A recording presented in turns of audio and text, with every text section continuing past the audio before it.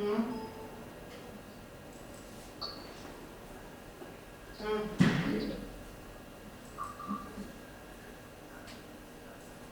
सा सर? हाँ तो वो आएंगे तो डिस्चार्ज होगा, टेटनस का आप आएंगे तो डिस्चार्ज होगा। नमस्कार, मैं डॉक्टर संजय कुमार शुक्ला, सहायक आचार्य पद के पद पर मैं समाजशास्त्र विभाग बीएसएनबी पीजी कॉलेज में शिक्षारत हूँ। आज जो आपका टॉपिक है वो है BSOC 133, जिसमें हम आज समाजशास्त्रीय सिद्धांत में कार्ल मार्क्स का अध्ययन करेंगे। इतिहास में कुछ ऐसे ही व्यक्तित्व हुए हैं जो अपने विचारों के माध्यम से इतिहास को बदलने का प्रयास किए हैं। उन्हीं में कार्ल हेनरिच मार्क्स एक हैं, जिन्हें युग पुरुष कहा जाता है। कार्ल हेनरिच मार्क्स ने अपने विचारों की लेखनी के माध्यम से सामाजिक व्यवस्था को बदलने का प्रयास किया, जिसमें वे काफी हद तक सफल भी रहे। कार्ल मार्क्स का जन्म 5 मई 1818 को राइजलैंड प्रांत के रियर नामक स्थान पर हुआ था, जो कि जर्मनी में स्थित है। कार्ल मार्क्स पर सबसे अधिक प्रभाव अगर किसी का पड़ा है तो उनमें जर्मनी के हेगल और फ्रांस के प्रौधों का विशेष योगदान है उनके सिद्धांत में। कार्ल मार्क्स एक ऐसे विचारवादी विचारक थे जिन्होंने अपने सिद्धांतों के माध्यम से जो धरातल पे खड़ा व्यक्ति था उसमें आशा की किरण जगाने का प्रयास किया है। कार्ल मार्क्स एक साम्यवादी क्रांतिकारी तथा समाजशास्त्र में अगर बात करें तो ऐतिहासिक भौतिकवाद के माध्यम से जाने जाते हैं। कार्ल मार्क्स जर्मनी के हीगलवाद, फ्रांस के समाजवाद तथा इंग्लैंड के राजनीतिक विचारधाराओं का समन्वय करके एक ऐसे विचार को दिया जिसे हम आगे चल के उसे कार्ल मार्क्सवाद के नाम से जानते हैं। अब हम जब कार्ल मार्क्स की बात करते हैं तो लोगों को दिमाग में आता है कि मार्क्सवाद, आखिर मार्क्सवाद है क्या। तो पहले हम मार्क्सवाद के बारे में जानेंगे। मार्क्सवादी विचारधारा के जन्मदाता जो कार्ल मार्क्स थे और उनके मित्र फ्रेडरिक एंजल्स, इन दोनों विचारकों ने इतिहास, समाजशास्त्र, अर्थशास्त्र, राजनीतिक विज्ञान किस समस्याओं पर संयुक्त रूप से विचार करके जिस निश्चित विचारधारा को विश्व के सम्मुख रखा उसे मार्क्सवाद नाम दिया गया। मार्क्सवाद क्रांतिकारी समाजवाद का ही एक रूप है। यह आर्थिक और सामाजिक समानता में विश्वास रखता है। अतः मार्क्सवाद सभी व्यक्तियों की समानता का दर्शन है। मार्क्सवाद की उत्पत्ति खुली प्रतियोगिता, स्वतंत्र व्यापार, पूंजीवाद के विरोध के कारण हुई है। मार्क्सवाद और पूंजीवाद व्यवस्था को अमूल रूप से परिवर्तित करने और सर्वहारा वर्ग की समाजवादी व्यवस्था को स्थापित करने के लिए हिंसात्मक क्रांति को एक अनिवार्यता बतलाता है। इस क्रांति के पश्चात ही आदर्श व्यवस्था की स्थापना होगी, ऐसा कार्ल मार्क्स का मानना था।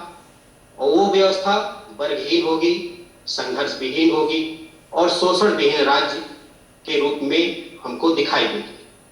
जब हम मार्क्सवाद की कुछ विशेषताओं के बारे में बात करते हैं तो उनमें प्रमुख रूप मार्क्सवाद पूंजीवाद के विरुद्ध एक प्रतिक्रिया है। मार्क्सवाद पूंजीवाद व्यवस्था को समाप्त करने के लिए हिंसात्मक साधनों का प्रयोग करता है। मार्क्सवाद प्रजातांत्रिक संस्था को पूंजीपतियों की संस्था मानते हैं। मार्क्सवाद प्रजातांत्रिक संस्था को पूंजीपतियों की संस्था मानते हैं और उनका कहना था कि उनके हित के लिए और श्रमिकों के शोषण के लिए यह जो प्रजातांत्रिक संस्था है बनाई गई है। मार्क्सवाद धर्म विरोधी भी है तथा धर्म को जनता का अफीम कहा है, जिसके नशे में लोग ऊँघते रहते हैं। मार्क्सवाद का मानना है कि धर्म एक अफीम है जिसको पूंजीपतियों ने गरीब आदमियों को शोषण के रूप में एक हथियार के रूप में अपनाया है। मार्क्सवाद अंतर्राष्ट्रीय साम्यवाद में विश्वास करता है। समाज या राज्य में शासकों और शोषितों में, पूंजीपतियों और शरीकों में वर्ग संघर्ष अनिवार्य है। कार्ल मार्क्स का यह मानना था कि समाज में वर्ग संघर्ष अनिवार्य है। मार्क्सवाद, अगर विशेषताओं के रूप में बात किया जाए तो मार्क्सवाद अतिरिक्त मूल्य के सिद्धांत द्वारा पूंजीवाद के जन्म को स्पष्ट करते हैं। अब इसी कड़ी में मार्क्सवादी सिद्धांत में जो सबसे प्रमुख है मार्क्स का, वह है द्वंद्वात्मक भौतिकवाद। द्वंद्वात्मक भौतिकवाद मार्क्स के विचारों का मूल आधार कर सकते हैं। मार्क्स ने द्वंद्वात्मक प्रणाली को हीगल से ग्रहण किया। मार्क्स के द्वंद्ववाद को समझने के लिए हीगल के विचारों को जानना आवश्यक है। हीगल के विचारों में संपूर्ण संसार गतिशील है और इसमें निरंतर परिवर्तन होता रहता है। यह हीगल का मानना था कि संपूर्ण संसार गतिशील है और इसमें निरंतर परिवर्तन होता रहता है। हीगल के विचारों में जो इतिहास है वह मात्र घटनाओं का क्रम नहीं है, बल्कि विकास की 3 अवस्थाओं का विवेचन है, जिसमें वाद होता है, प्रतिवाद होता है और तीसरी अवस्था में संवाद की बात करते हैं हीगल। हीगल की मान्यता है कि कोई भी विचार अपनी मूल अवस्था में वाद होता है। कोई भी विचार अपनी मूल अवस्था में वाद होता है। कुछ समय बीतने पर उस विचार का विरोध उत्पन्न होता है और इस संघर्ष के परिणाम स्वरूप मौलिक विचार जो वाद है वह परिवर्तित होकर प्रतिवाद बनाता है। प्रतिवाद का विरोध होने से एक नए विचार की उत्पत्ति होती है जो संवाद कहलाती है। और हीगल का कहना है कि द्वंद्ववाद के माध्यम से संवाद आगे चलकर, यही संवाद आगे चलकर वाद का रूप ले लेता है, जिनका पुनः प्रतिवाद होता है और द्वंद्ववाद के बाद संवाद का रूप धारण करता है। और हीगल का कहना था इतिहास का क्रम इसी प्रकार चलता रहता है और अंत में जो सत्य है, इतिहास में जो सत्य है उसकी प्राप्ति होती है। अब हीगल ने जो समाज में इतिहास में परिवर्तन की बात करी, उनका मानना था कि विचारों के माध्यम से इतिहास बदलता रहता है। लेकिन मार्क्स ने हीगल के द्वंद्ववाद को स्वीकार किया, उनके इस द्वंद्ववाद को स्वीकार किया, लेकिन उसमें कुछ परिवर्तन किया। हीगल के विचारों में उन्होंने कुछ परिवर्तन किया। क्या परिवर्तन किया? उन्होंने जो हीगल का विचार था उसमें द्वंद्ववाद को तो ले लिया, लेकिन जो आइडिया की, जो विचार की बात की, उसको उन्होंने अस्वीकार कर दिया। जहां हीगल विचारों को संसार का नियामक तथा विश्वात्मा मानता है, हीगल जो विचार है उसको संसार को बनाने वाला और विश्वात्मा मानता है, वही मार्क्स भौतिक तत्व को स्वीकार करते हैं, पदार्थ को स्वीकार करते हैं।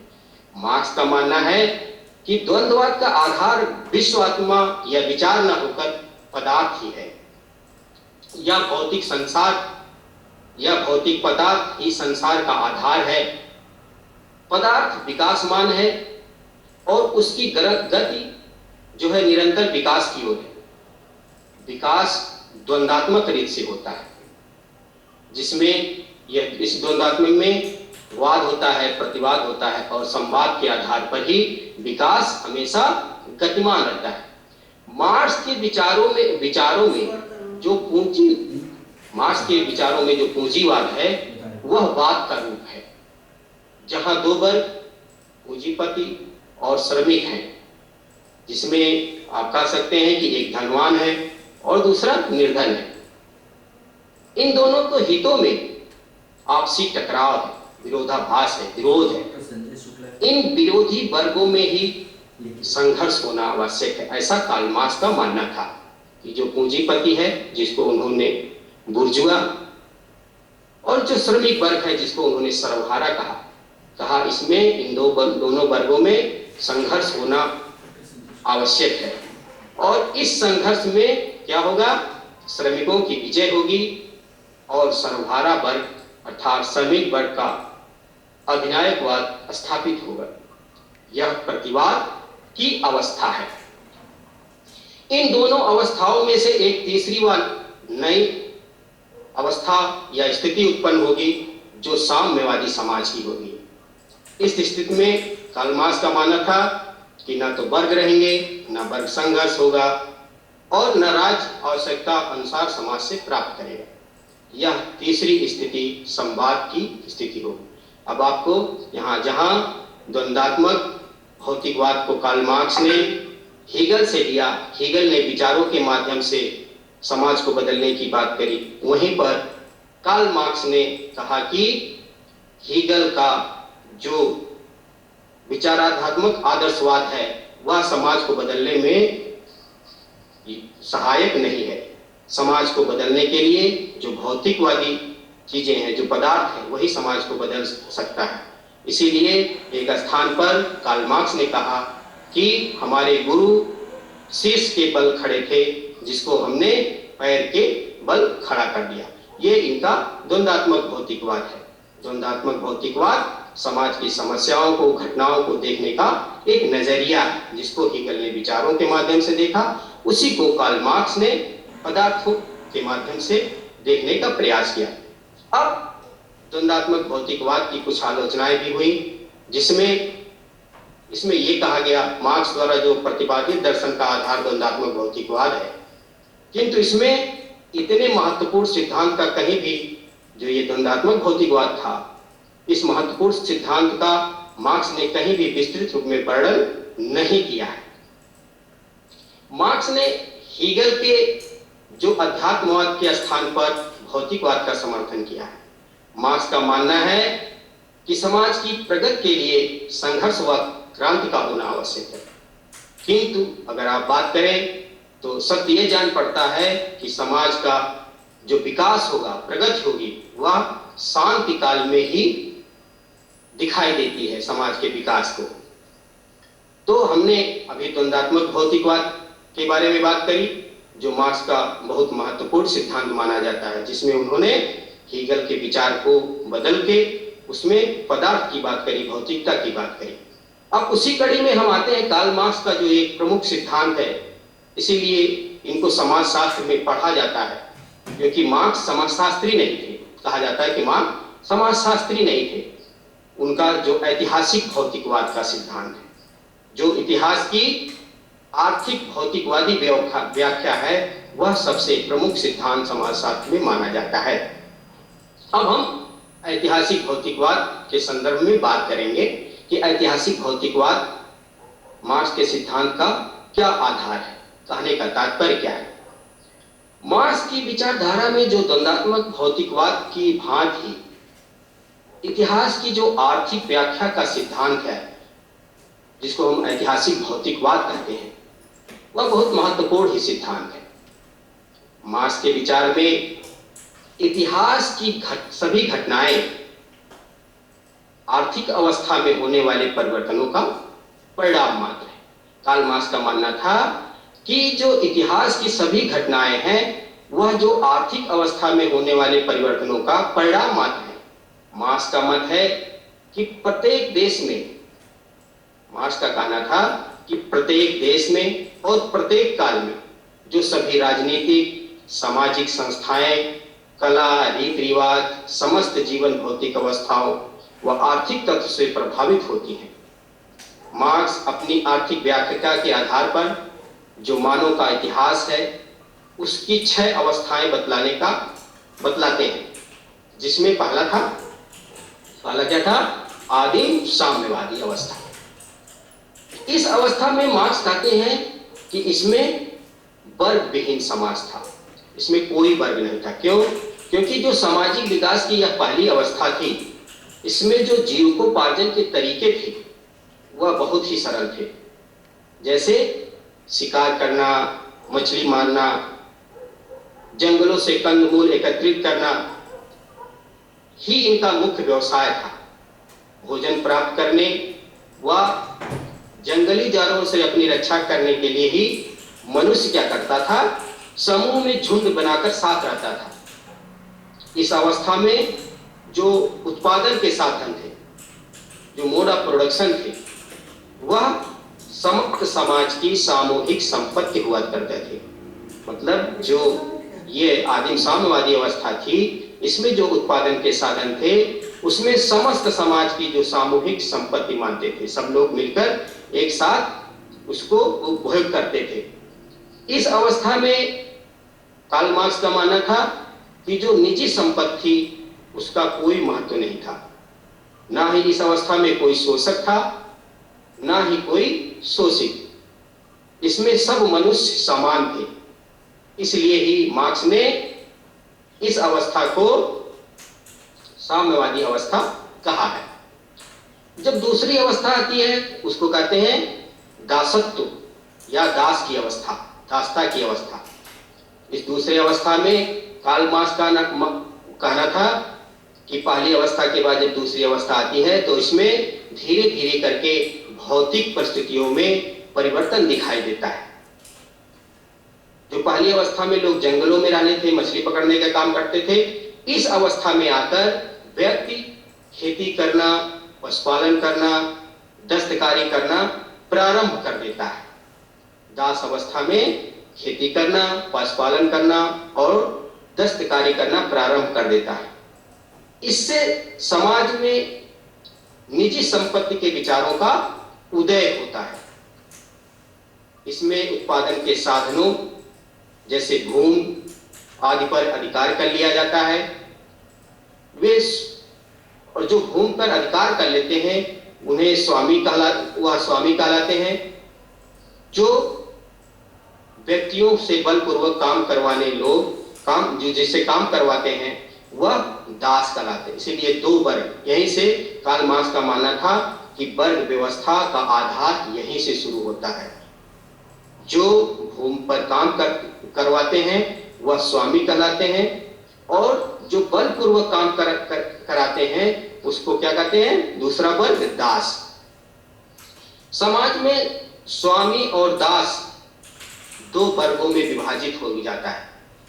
आदिम समाज की समानता और स्वतंत्रता यहाँ समाप्त हो जाती है। जो पहली अवस्था में आदिम समाज में जो सब में समानता था, स्वतंत्रता था, वो दास अवस्था में आकर समाप्त हो जाती है। इसी अवस्था से समाज के शोषक और शोषित दो वर्गों के मध्य अपने आर्थिक हितों के लिए संघर्ष प्रारंभ होता है।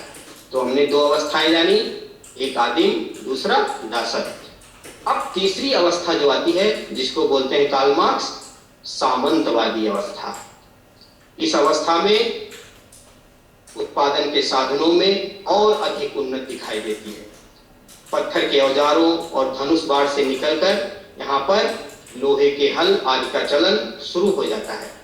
कृषि, दस्तकारी, बागवानी, कपड़ा बनाने के उद्योग आदि का विकास होने लगता है इस अवस्था में आकर। अब दास के स्थान पर उद्योगों में काम करने वाले श्रमिक थे।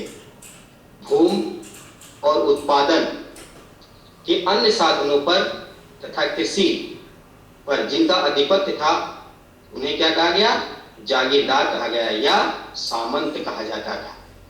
कृषि कार्य करने वाले कृषकों और दस्तकार करने वाले श्रमिकों का वर्ग सामंतों के अधीन आ गया। इस व्यवस्था को सामंतवादी अवस्था कहा जाता है।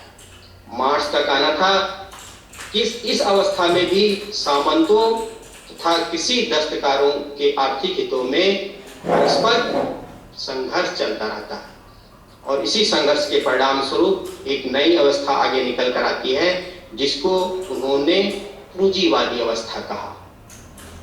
अब कार्ल मार्क्स का जो पूंजीवादी अवस्था था, कार्ल मार्क्स का कहना था कि इस अवस्था में जो सर्वहारा वर्ग है इसका शोषण चरम पर पहुंच जाता है। पूंजीवादी अवस्था में जो 18वीं शताब्दी के उत्तरार्ध में जो औद्योगिक क्रांति हुई, जिसके परिणाम स्वरूप उत्पादन के साधनों पर पूंजीपतियों का नियंत्रण स्थापित हो गया अर्थात कहने का तात्पर्य क्या था कि पूंजीपति उत्पादन के साधनों पर उसका स्वामित्व हो गया, लेकिन जो वस्तुओं के उत्पादन के साधनों के स्वामी हो गए, लेकिन जो वस्तुओं के उत्पादन का कार्य श्रमिकों द्वारा किया जाता था, वह वस्तुओं का उत्पादन बहुत बड़े पैमाने पर होने लगा। अतः कह सकते हैं कि श्रमिक स्वतंत्र होकर कार्य करते थे, किंतु श्रमिकों के पास उत्पादन के साधन नहीं होते थे। अतः वे अपनी आर्थिक आवश्यकता पूर्ण करने के लिए श्रम बेचने को बाध्य होते थे। ये बहुत बड़ा इंपॉर्टेंट पॉइंट है कि जो श्रमिक हैं वो सिर्फ अपना श्रम बेचने के लिए ही बाध्य होते थे। इस अवस्था में जो कैपिटलिस्ट सोसाइटी, जो पूंजीवादी अवस्था थी, निजी लाभ के लिए जो पूंजीपति वर्ग था वो क्या करता था, श्रमिकों को शोषण किया करता था। दूसरी तरफ श्रमिकों में भी अपने हितों की रक्षा के लिए जागरूकता धीरे धीरे यहीं पर दिखाई देती है। परिणाम स्वरूप दो वर्ग, पूंजीपति और शोषक वर्ग, और दूसरा था सर्वहारा या श्रमिक, इसको शोषित वर्ग के बीच यहीं पर संघर्ष प्रारंभ हो जाता है। अब मार्क्स का मानना था कि यह संघर्ष अपने चरमोत्कर्ष पर पहुंचकर पूंजीवाद को समाप्त कर देगा और श्रमिकों में अधिनायकत्व की अवस्था, जिसमें मार्क्स का मानना था कि पूंजीवादी अवस्था द्वंद्वात्मक भौतिकवाद के माध्यम से श्रमिकों और पूंजीवादी पतियों के मध्य संघर्ष में जब पूंजीपतियों की पराजय होगी तब पूंजीवाद समाप्त होकर ऐतिहासिक विकास की पांचवी अवस्था श्रमिक वर्ग के अधिनायकवाद की अवस्था आएगी। इस अवस्था में उत्पादन के संपूर्ण साधनों पर श्रमिकों का अधिकार हो जाएगा, जिससे श्रमिक वर्ग का अधिनायक तंत्र या तानाशाही कहा जाएगा। इस पांचवी अवस्था में बहुमत वर्ग श्रमिक वर्ग अल्पमत और वर्ग पूंजीवाद वर्ग के विरुद्ध अपनी शक्ति का प्रयोग कर उसे पूर्णतया समाप्त कर देगा। और फिर क्या होगा, राज्य विहीन और वर्ग विहीन समाज की जो अवस्था आएगी, उसमें यह मानवीय इतिहास की अंतिम अवस्था राज्य विहीन और वर्ग विहीन समाज की अवस्था आएगी। इस अवस्था में समाज में केवल एक ही वर्ग होगा, जिसे श्रमिक वर्ग कहा जाएगा। इस समाज में न शोषक वर्ग होगा न शोषित वर्ग होंगे। इस समाज राज्य विहीन और वर्ग विहीन होगा। अतः वर्ग विहीन समाज में राज्य स्वतः ही समाप्त हो जाएगा तथा इस समाज में उत्पादन और वितरण का सिद्धांत लागू होगा, जिसमें समाज के प्रत्येक लोग अपनी योग्यता के अनुसार कार्य करेंगे और उसी अनुसार उसको प्राप्त करेंगे। इस अवस्था में साम्यवादी युग में वर्ग विहीन समाज की स्थापना से वर्ग संघर्ष प्रकृति में होगा। मनुष्य प्रकृति से संघर्ष कर मानव कल्याण हेतु नवीन खोज आविष्कार करेंगे तथा साम्यवादी समाज आगे विकास करता रहेगा। इस तरह हम देखते हैं जो ऐतिहासिक भौतिकवाद है, उसमें मार्क्स ने पहली अवस्था आदिम साम्यवाद, दूसरी अवस्था दासत्व, तीसरी अवस्था सामंतवादी तथा चौथी अवस्था पूंजीवादी और पांचवी समाजवादी तथा छठी जो उन्होंने बताई कि साम्यवादी, जो वर्ग विहीन समाज की बात करेंगे। अब जो ऐतिहासिक भौतिकवाद की इनके सिद्धांत थे उसकी भी आलोचना हुई। उसकी आलोचना इस आधार पर हुई कि बहुत सारे लोगों ने कहा कि मार्क्स सिर्फ आर्थिक निर्धारणवादी हैं, आर्थिक तत्वों पर अत्यधिक और अनावश्यक बल देते हैं। इनके आलोचकों का कहना था कि मार्क्स ने समाज के राजनीतिक, सामाजिक और वैधानिक ढांचे में आर्थिक तत्वों को आवश्यकता से अधिक महत्व दिया। सामाजिक अवस्था एवं समस्त मानवीय क्रियाएं केवल आर्थिक तत्व पर ही आधारित नहीं होती हैं। आर्थिक तत्वों के अतिरिक्त अन्य तत्वों के भी कार्य किया जाता है। इन दूसरे तत्वों में सामाजिक वातावरण, मानवीय विचारों और भौगोलिक तत्वों को लिया जा सकता है। मतलब ऐतिहासिक भौतिकवाद का इनका जो आलोचना हुई उसमें उन्होंने कहा, उसमें आलोचकों ने क्या कहा कि मार्क्स ने कुछ ज्यादा ही आर्थिक तत्वों पर और अनावश्यक बल दे दिया। और भी कारण हैं जो इतिहास को बदलने में योगदान देते हैं। फिर जो दूसरी आलोचना इनकी होती है उसमें होता है इतिहास का काल निर्धारण इनका त्रुटिपूर्ण है। मार्क्स ने जो मानवीय इतिहास की जो 6 अवस्थाएं बतलाई हैं, आलोचकों का मानना था कि यह बहुत त्रुटिपूर्ण है। उसने इतिहास की गलत व्याख्या की है। कई विचारक मार्क्स के आदिम साम्यवाद से सहमत नहीं दिखाई देते हैं। और फिर जो उन्होंने धर्म का निम्न स्थान बताया है, मार्क्स ने इतिहास की व्याख्या में धर्म को निम्न स्थान प्रदान करता है। उसे अफीम की संज्ञा दी है। मानव केवल अर्थ की आवश्यकता महसूस नहीं करता, मानव को मानसिक शांति भी चाहिए। ये आलोचकों का अपना मानना था कि जो मार्क्स ने धर्म का व्याख्या किया, जिसको अफीम कहा है, वो गलत है। कभी कभी मानव को शांति के लिए, मानसिक शांति के लिए धर्म का सहारा लेना पड़ता है, अध्यात्म का सहारा लेना पड़ता है। इसीलिए इसकी जो व्याख्या मार्क्स ने की है वो गलत है। अब उसी कड़ी में जैसे हमने पहले पढ़ा द्वंद्वात्मक भौतिकवाद, जिसको उन्होंने हेगल से लिया, हेगल विचार के माध्यम से समाज को बदलने की बात करते हैं, कार्ल मार्क्स उसमें भौतिक पदार्थ के माध्यम से समाज को बदलने का प्रयास किया। फिर हमने दूसरा उनका पढ़ा ऐतिहासिक भौतिकवाद। ऐतिहासिक भौतिकवाद में हमने ये जाना कि मार्क्स इतिहास में होने वाले परिवर्तनों को वर्ग संघर्ष के माध्यम से देखते हैं। उन्होंने आदिम समाज की बात करी पहली अवस्था में, जो वर्ग विहीन समाज था। दूसरा दासत्व अवस्था की बात करी, जिसमें मालिक और दास की बात करी गई। फिर उसमें उन्होंने सामंतवादी, जिसमें सामंत और श्रमिक की बात करी गई। फिर पूंजीवादी अवस्था आता है, जिसमें बुर्जुआ और सरवारा, जो पूंजीपति था उसको बुर्जुआ कहा गया, और जो श्रमिक वर्ग था उसको, जो मजदूर वर्ग था उसको क्या कहा गया, उसको सरवारा कहा। तो मार्क्स ने ऐतिहासिक भौतिकवाद में अपना विचार रखा इस संदर्भ में। फिर हम आते हैं मार्क्सवाद। मार्क्सवाद में जो उनका महत्वपूर्ण है सिद्धांत वो है वर्ग संघर्ष का सिद्धांत। हमने 2 सिद्धांत पढ़ा, द्वंद्वात्मक भौतिकवाद और ऐतिहासिक भौतिकवाद। अब हम उसी कड़ी में आगे आते हैं मार्क्स के सिद्धांत को, जिसको हम बोलते हैं वर्ग संघर्ष का सिद्धांत। मार्क्स का अन्य सिद्धांत वर्ग संघर्ष का सिद्धांत है। मार्क्स ने कहा है कि अब तक के समस्त समाजों का इतिहास वर्ग संघर्ष का इतिहास रहा है। मार्क्स ने कहा कि अब तक जो समाज आए और उनका जो इतिहास है वह वर्ग संघर्ष का इतिहास रहा है। कुलीन और साधारण व्यक्ति, सरदार, सेवक, संघपति, श्रमिक निरंतर एक दूसरे के विरोध में खड़े रहे हैं। उनमें अबाध गति से संघर्ष जारी रही है, उनमें अनवरत संघर्ष दिखाई देता है।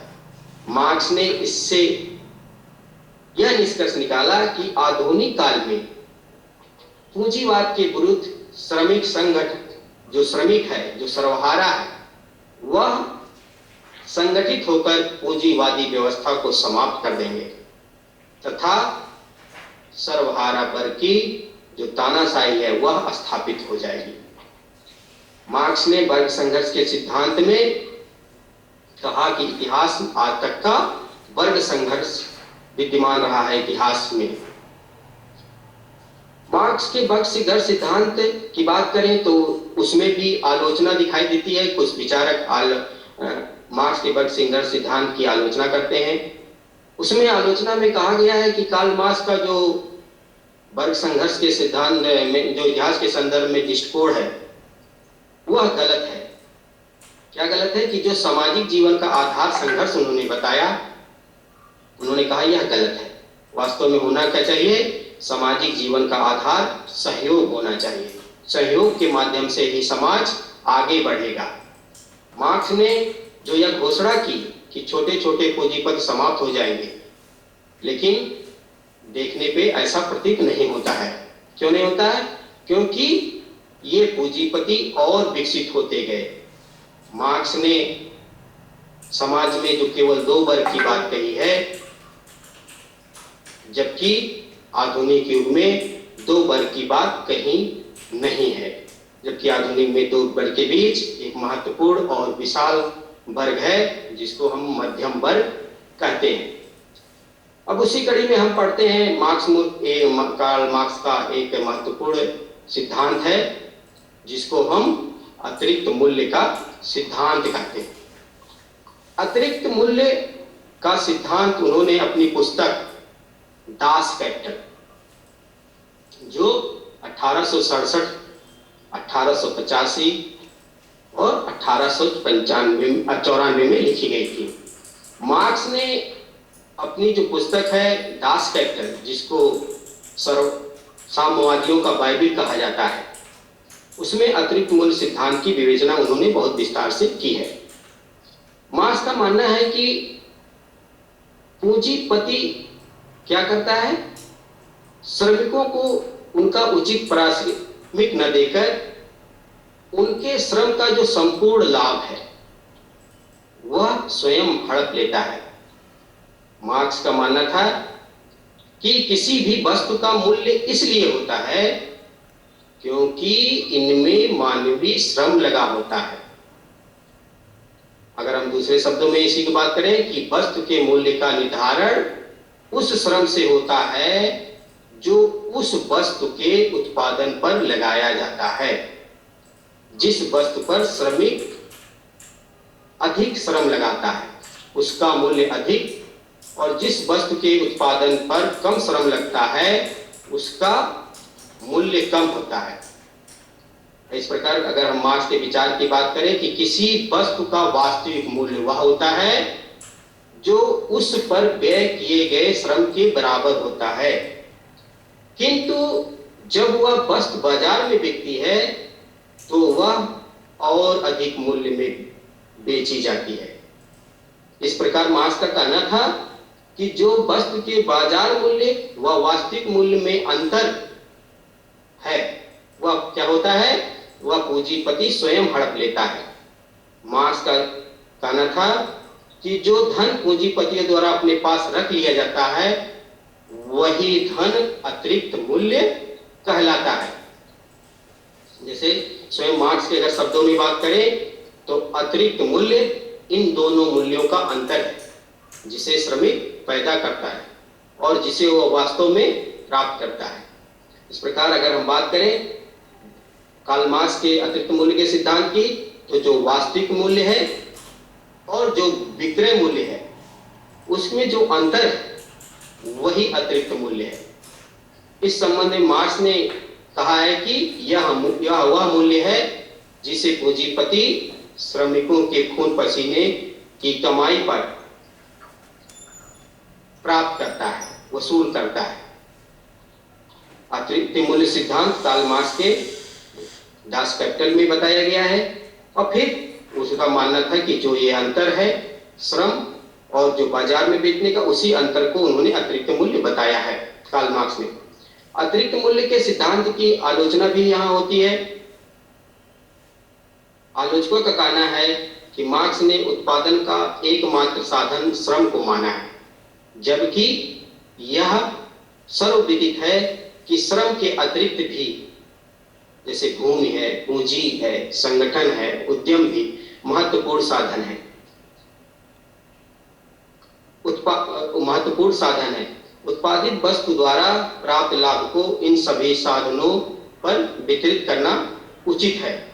मतलब मार्क्स ने जो उत्पादन का एकमात्र साधन श्रम को मान लिया वह गलत है, क्योंकि जो वस्तु उत्पादित हो रही है उसमें बहुत सारी चीजें और भी साथ में लगती हैं। ये आलोचकों का मानना था। मार्क्स केवल शारीरिक श्रम को महत्व देता है। मानसिक श्रम को नहीं देता है।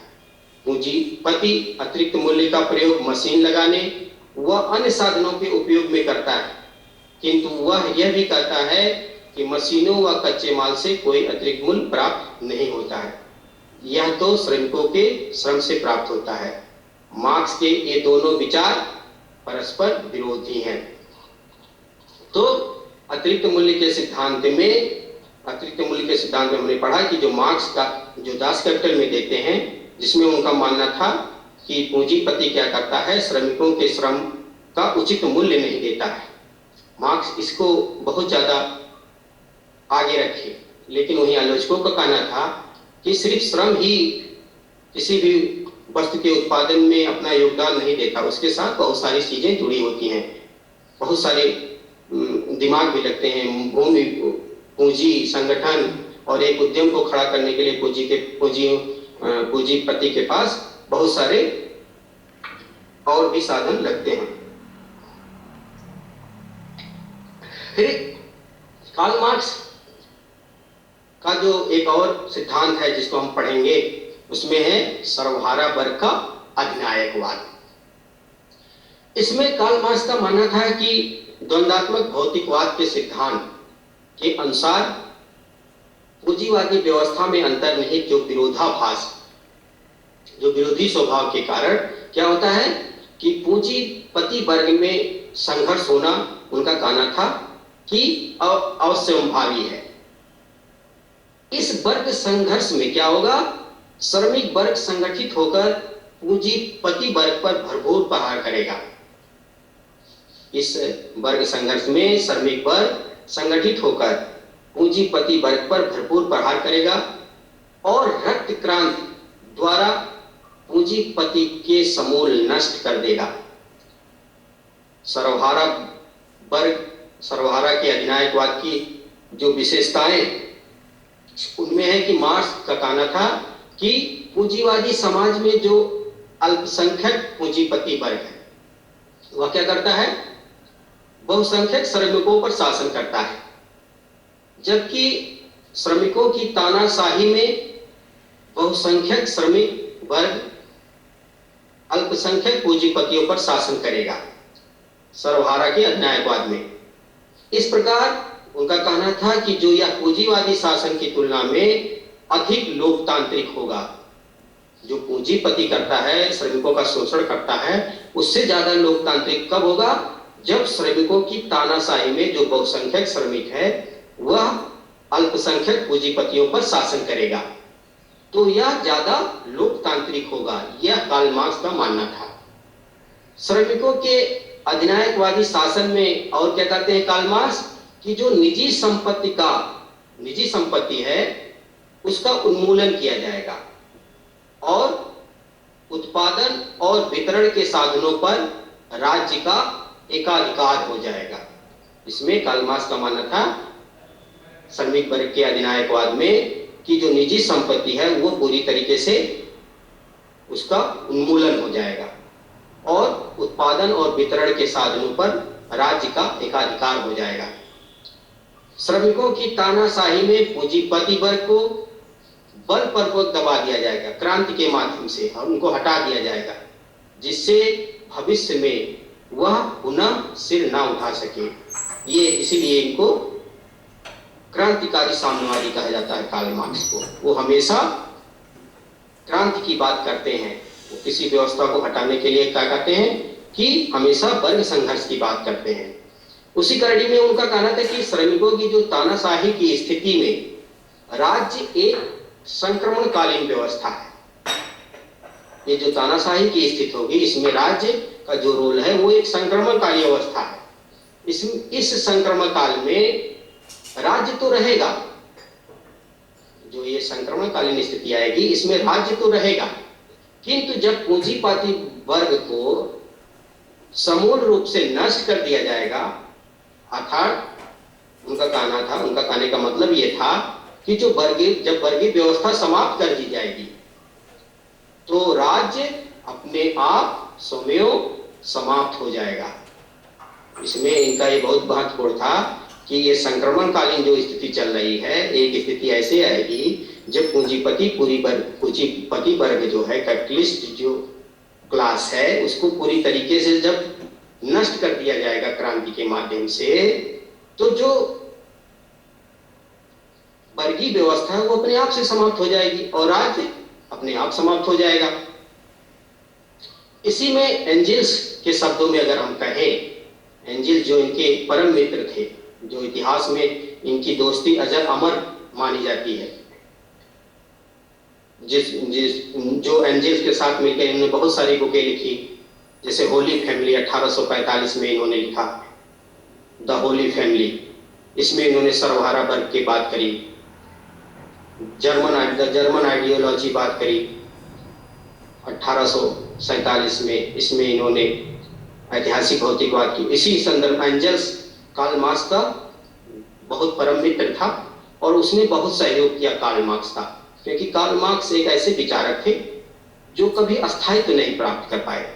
कार्ल मार्क्स को हमेशा उनके विचारों की वजह से ही एक देश से दूसरे देश को विस्थापित कर दिया जाता था। उनको अल्टीमेटम दे दिया जाता था कि आप इतने घंटे में ये देश छोड़ दीजिए। क्यों? क्योंकि उनके जो विचार थे बहुत ही क्रांतिकारी थे और जो वहां की सत्ता थी उसको वो पसंद नहीं था। तब इनकी दोस्ती 1844 के आसपास एंजिल्स से होती है। एंजिल्स जो कि एक कपड़ा व्यवसायी का पुत्र था, इसको विरासत में बहुत सारी संपत्ति मिली थी। इसी ने कार्ल मार्क्स का सहयोग किया और उसी सहयोग के माध्यम से कार्ल मार्क्स ने अपने इतने सारे सिद्धांत समाज को दे पाए। ठीक है, तो एंजिल्स ने क्या कहा, जब श्रमिक वर्ग राज्य की संपूर्ण शक्ति प्राप्त कर लेगा, ये सरवारा के अधिनायकवाद में ये कह रहे हैं कि जब श्रमिक वर्ग राज्य की संपूर्ण शक्ति प्राप्त कर लेगा तो वह वर्ग सभी मतभेदों व विरोधों को समाप्त कर देगा और परिणाम स्वरूप राज्य के रूप में जब ये वर्ग पूरा एक तरह समाप्त हो जाएगा तो उसका परिणाम क्या होगा, राज्य के रूप में जो एक संस्था है वो पूरी तरीके से समाप्त हो जाएगा। पर वो कहते हैं कि जो नया समाज आएगा वह वर्ग विहीन और राज्य विहीन समाज होगा। ये कार्ल मार्क्स का मानना था। मार्क्स का इसमें जो वर्ग विहीन और राज्य विहीन समाज की जब बात करते हैं कार्ल मार्क्स, तो ये जो नया समाज निकल के आता है जिसको वो लास्ट में बताते हैं साम्यवादी समाज, उसमें वो कहते हैं कि मार्क्स का कहना है कि जैसे ही पूंजीपति वर्ग का अंत हो जाएगा, पूंजीवादी व्यवस्था के सभी जो अवशेष हैं उसको नष्ट कर दिए जाएंगे। राज्य की स्थिति में रहने का औचित्य भी समाप्त हो जाएगा। तो वो क्या कहता है, वह मुरझा जाएगा। The state will विदर away. जब समाज के सभी लोग एक स्तर पर आ जाएंगे तो प्रत्येक व्यक्ति संपूर्ण समाज के लिए सर्वाधिक कार्य करेगा और बदले में अपनी संपूर्ण आवश्यकताओं और स्वतंत्रता पूर्वक अपनी संपूर्ण आवश्यकताओं की स्वतंत्रता पूर्वक पूर्ति करेगा, जो वर्ग विहीन समाज होगा। इस समाज में विभिन्न सामाजिक संगठनों के माध्यम से सार्वजनिक कार्यों की पूर्ति होगी। ये अब वर्ग विहीन समाज के बारे में बात करते हैं, क्योंकि जब उन्होंने अपने सारे सिद्धांत को दे दिया तो जब लास्ट में ऐतिहासिक भौतिकवाद में करते हैं, जो वर्ग विहीन क्लासलेस सोसाइटी की बात करते हैं, तो उसमें कहते हैं कि ऐसे वर्ग विहीन व राज्य विहीन समाज में जो वर्ग विशेष या वर्ग शोषण का पूर्ण अभाव होगा और व्यक्ति सामाजिक नियमों का सामान्य रूप से पालन करेगा। जो मार्क्स द्वारा प्रतिपादित जो यह समाजवाद की यह सर्वोच्च स्थिति होगी, मानव कल्याण का यह सर्वोच्च शिखर होगा, कार्ल मार्क्स का मानना था। इस स्वतंत्र समाज में प्रत्येक व्यक्ति अपनी क्षमता तथा योग्यता अनुसार कार्य करेगा और आवश्यकता अनुसार प्राप्त करेगा। अपनी योग्यता अनुसार, अपनी क्षमता अनुसार काम करेगा और अपनी आवश्यकता अनुसार प्राप्त करेगा। इस समाज में प्रत्येक व्यक्ति की आवश्यकता की पूर्ति होगी, जो वर्ग विहीन समाज होगा, तथा वह अपनी योग्यता अनुसार समाज को सहयोग देगा। यह वह समाज है जिसमें ना कोई वर्ग होगा ना कोई राज्य होगा। अब जब मार्क्स इतनी सारी बातें करते हैं तो इसकी आलोचना भी होती है वर्ग विहीन और राज्य विहीन समाज की। आलोचकों का मानना है कि जो मार्क्सवाद की यह मान्यता है, जो एक कोरी कल्पना प्रतीत होती है कि सर्वहारा वर्ग के अधिनायकवाद की स्थापना के परिणाम स्वरूप जब पूंजीवाद पूर्णतः नष्ट हो जाएगा तो राज्य भी स्वयं समाप्त हो जाएगा। यह आलोचकों का कहना है कि मार्क्स की यह कोरी कल्पना होगा।